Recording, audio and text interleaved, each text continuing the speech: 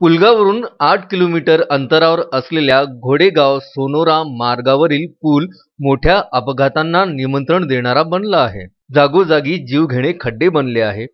गेल्या 3 वर्षांपासून नादुरुस्त असलेला हा घोडेगाव येथील सोनोरा रस्त्यावरील पूल येणाऱ्या जाणाऱ्या लोकांना जीव धोक्यात घालून ये-जा करावी लागते। वारंवार तक्रारी करूनही प्रशासनाला याची जाग नाही।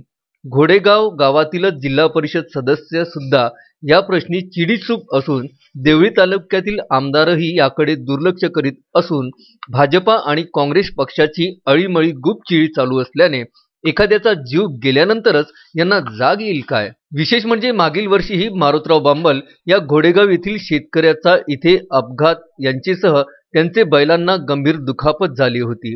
हे प्रशासनाला माहीत असून सुद्धा प्रशासन गाढ झोपेत आहे, असे आरोप सचिन डाफे, विभागीय अध्यक्ष शेतकरी संघटना, माहिती आणि तंत्रज्ञान आघाडी, पूर्व विदर्भ माजी सरपंच आणि सदस्य खातखेडा ग्रामपंचायत यांनी केले आहे। अश्विन शाह, विदर्भ न्यूज, पुलगाव।